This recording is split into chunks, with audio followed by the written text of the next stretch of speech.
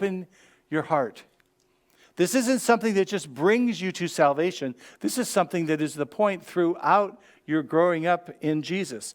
How much stress has been added because we have mismanaged hearts? We don't manage our heart the way we should, so it just adds to our stress.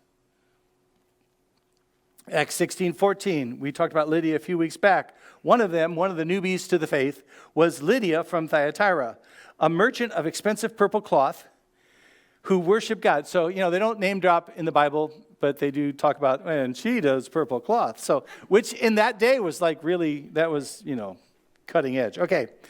As she listened to us, the Lord opened her heart, and she accepted what Paul was saying. So God is constantly at work trying to open up that hard heart of yours. He's constantly trying to till the soil of your heart.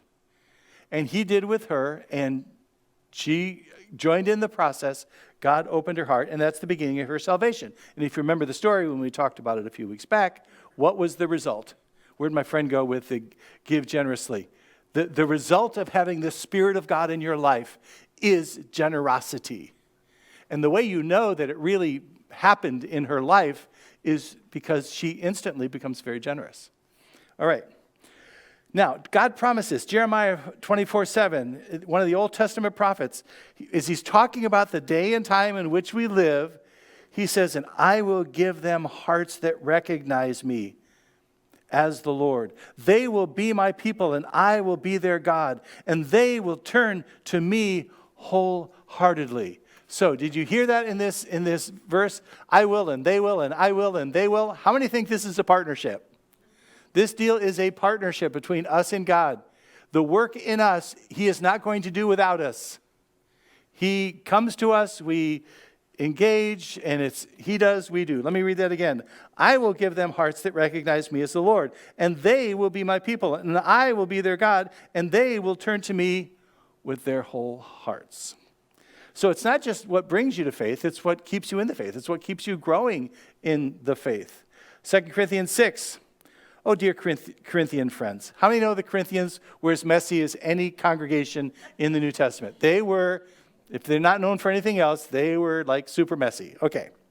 Oh, dear Corinthian friends. We have spoken honestly with you, and our hearts are open to you. So those are synonymous terms. Honesty and open-heartedness go hand in hand. Sometimes there's not honesty in your family because your hearts are closed. To get honest with each other, you have to open your hearts. There is no lack of love on our part, but you have withheld your love from us. I am asking you to respond as if you were my own children.